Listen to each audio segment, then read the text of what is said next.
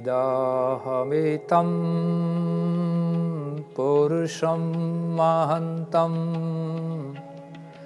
आदित्यवर्णं तमसः परस्तात्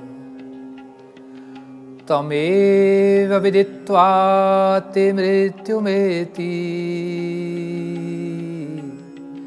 नान्यपन्था विद्यते नान्यपन्था विद्यते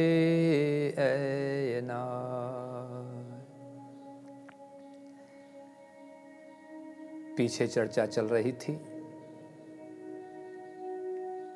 उस वेद मंत्र के ब्रह्म पर, और ब्रह्म के भी मैंने 4 पार्ट बताए थे: ईश्वर, वेद, ज्ञान और पौरुषत्व। उसमें से पिछली बार भी चर्चा हुई थी ब्रह्म का जो पहला अर्थ है ईश्वर पर।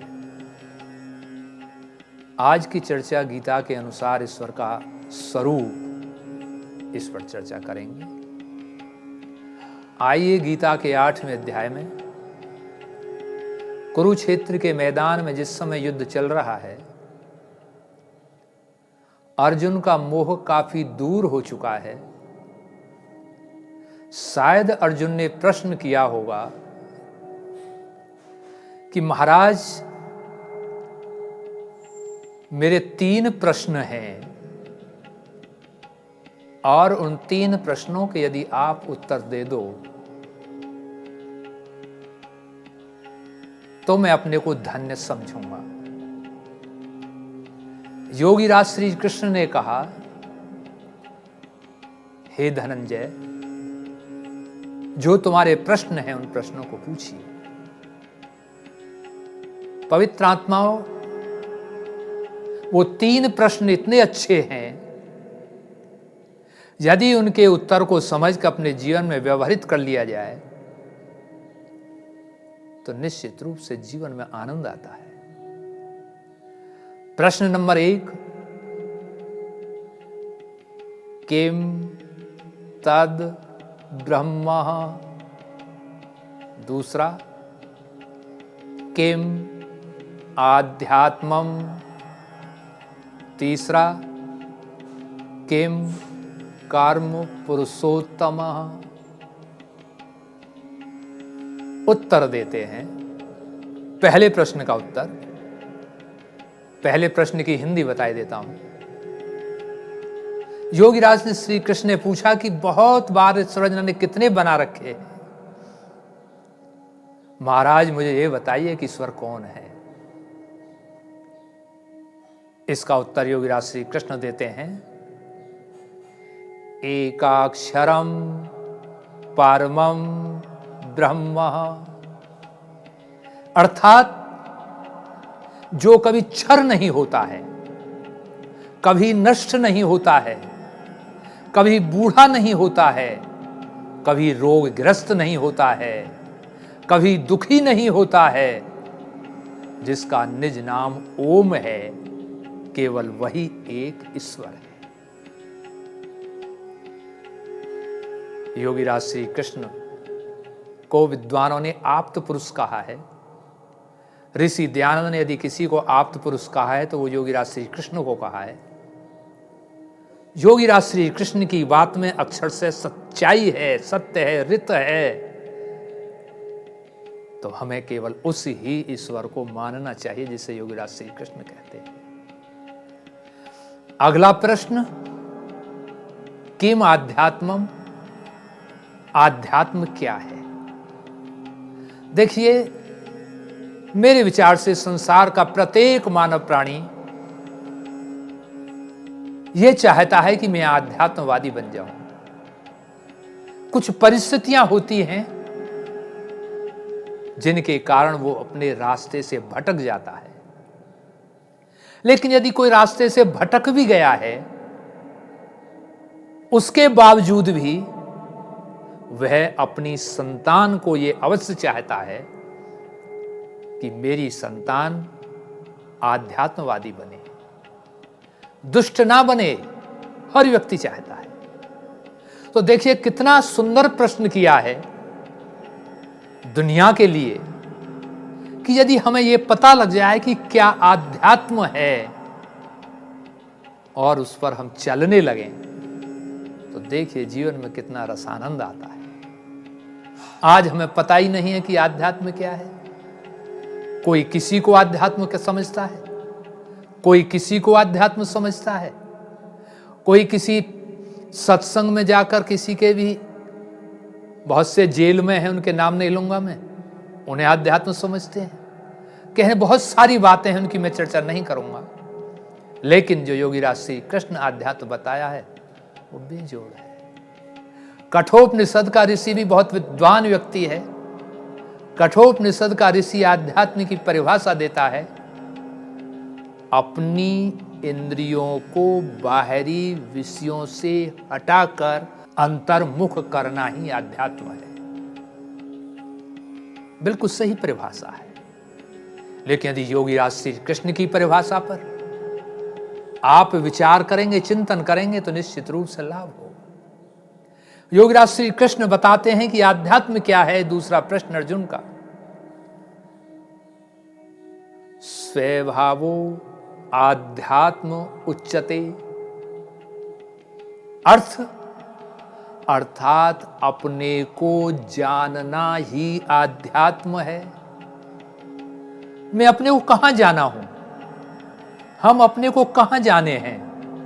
आज तक हम अपने को जाने नहीं। मैं आचार्य चंद्रपाल शिक्षा शास्त्री नहीं हूं। ये तो मेरा नाम यहां दिया हुआ है, समाज ने दिया है। मैंने कुछ डिग्रियां प्राप्त कर ली, वो जुड़ गई, मैं वो नहीं हूं। अर्थात अपने को जानना ही आध्यात्म है। अभिप्राय, मैं कौन हूं, कहां से आया हूं, कहां मुझे जाना है, मेरे क्या कर्तव्य हैं, मेरे समाज के प्रति क्या कर्तव्य हैं, मेरे राष्ट्र के प्रति क्या कर्तव्य हैं, मेरे संतान के प्रति क्या कर्तव्य हैं, मेरे माता पिता के प्रति क्या कर्तव्य हैं, मेरे पति के प्रति क्या कर्तव्य हैं, मेरे पत्नी के प्रति क्या कर्तव्य हैं। इन सारी बातों को जानना ही आध्यात्म है। और जिस दिन इन सारी बातों को हम जान जाएंगे, उस दिन हम सबसे बड़े आध्यात्मवादी बन जाएंगे। मंदिर में घंटी बजाने से हम आध्यात्मवादी नहीं बनते हैं। बड़ा मत मानना, विचार करना, चिंतन करना। तीसरा प्रश्न, किम कर्म पुरुषोत्तम है, अर्थात हे पुरुषोत्तम, कर्म कौन सा श्रेष्ठ है जिसे हम कर्म कह सकते हैं? योगीराज श्री कृष्ण बहुत सुंदर जवाब देते हैं। कहते हैं, भूत भावोद भव करो विसर्ग कर्म संजित है। अर्थात जिस कार्य के पीछे हमारा स्वार्थ नहीं है, जिस कार्य के पीछे हमारी बदले की भावना नहीं है, रिटर्न की हम उम्मीद नहीं रखें, वही वास्तव में कर्म होता है। यदि हमने बदले की भावना से कर्म किया, तो योगीराज श्री कृष्ण की परिभाषा में वो कर्म नहीं है। अब विचार कीजिए, यदि हम तीनों प्रश्नों को अपने जीवन में उतार लें, तो हमारा जीवन धन्य हो जाता है। बहुत सारे उदाहरण हैं, मेरे सामने आए हैं, मैंने खुद व्यवहारित किए हैं। यहां मैं उनको नहीं दूंगा कि यदि दूंगा तो कोई मेरी पारिवारिक बात आ जाएगी। लेकिन मैं सच कहता हूं कि जो कार्य किसी के साथ आप करते हैं, उसमें स्वार्थ मत रखिए, बदले की भावना मत रखिए, आपके जीवन में आनंद आएगा। और यदि आपने स्वार्थ और बदले की भावना रखी और वो रिटर्न आपके पास नहीं आई, तो आपको कष्ट होगा, आनंद आएगा ही नहीं। तो इस तरीके का कर्म करें। कहने का अभिप्राय मेरा यही है कि यदि हम इस तरीके का व्यवहार करेंगे, तो निश्चित रूप से हमारे जीवन में सफलता होगी। और ईश्वर के बारे में गीता के 18वें अध्याय में एक श्लोक आता है, उसका छोटा सा एक पंक्ति है। योगीराज श्री कृष्ण कहते हैं, ईश्वर है सर्वभूतानाम हृदय देशे तिष्ठति अर्जुन है। अर्थात हे अर्जुन, वह ईश्वर परमपिता परमात्मा तो हर एक के हृदय भाग में है। आप सोच सकते हैं कि उन्होंने ऐसा क्यों कहा कि मैं पीपल, वृक्षों में पीपल हूं, वेदों में सामवेद हूं, अनेक अनेक बात कही है, मैं देवताओं में इंद्र हूं, वासव हूं। क्यों कहा?